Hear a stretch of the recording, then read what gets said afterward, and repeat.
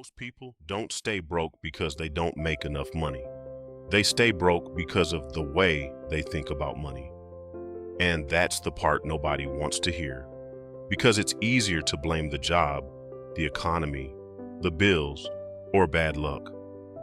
But the truth is a lot more uncomfortable. If your mindset is broken, more money usually just creates a bigger mess. That's why some people get a raise and still live paycheck to paycheck. That's why someone can finally start earning more and somehow feel even more stressed than before. It's not always because they're lazy or irresponsible. A lot of the time, it's because their financial psychology is still trapped in survival mode. And what happens next is where most people get exposed. Think about that for a second. Imagine making more money, but feeling no safer than before.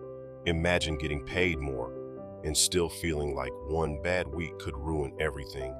Imagine finally having extra cash, and the first thing your brain wants to do is spend it, hide it, or prove something with it. That's not just a money problem, that's a money wound. And if you never fix the wound, the income won't save you, because money doesn't just reveal your bank balance. It reveals your beliefs. It reveals what you think you deserve. It reveals whether you use money to build freedom or to numb insecurity. And once you see that, you can't unsee it. For a lot of people, that's the real reason they stay stuck. Not lack of opportunity, not lack of income, lack of emotional control. They don't know how to sit with money without immediately turning it into emotion. They earn money, then spend it to feel better. They get money, then lose it, trying to feel secure, seen, or successful. They say they want wealth, but what they really want is relief. They want to stop feeling behind. They want to stop feeling embarrassed. They want to stop feeling like everyone else has figured life out while they're still trying to catch up. So they make emotional money decisions to escape emotional discomfort.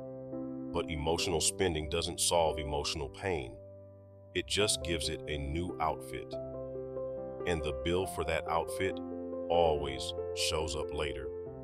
That's why the cycle keeps repeating. The purchase feels good for a moment. The new car, the clothes, the trip, the upgrade, the lifestyle. For a second, it feels like you finally arrived, but the feeling doesn't last, and the bill always comes later. That's the brutal part. The purchase is instant, but the regret is delayed, and delayed regret is one of the most expensive things in the world.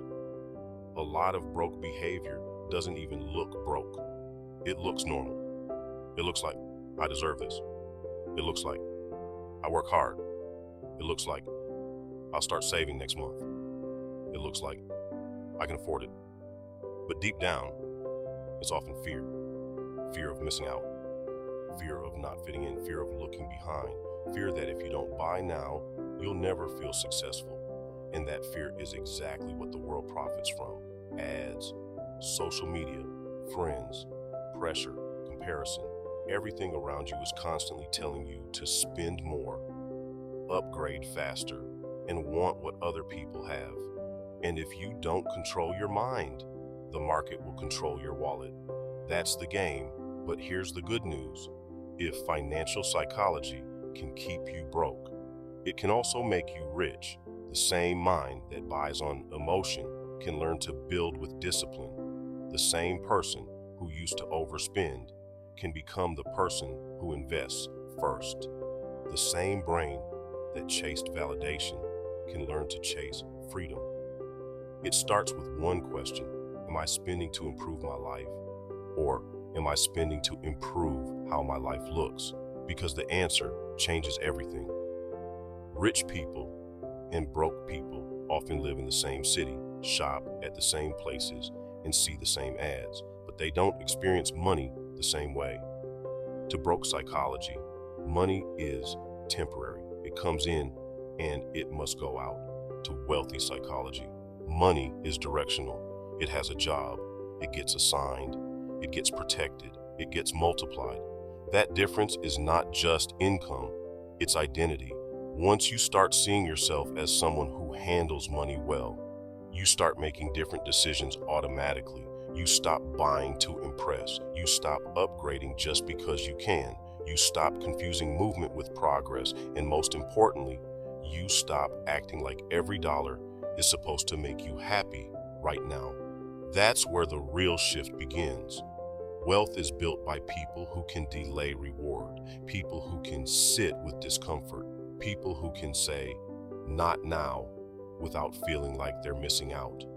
That's a psychological skill.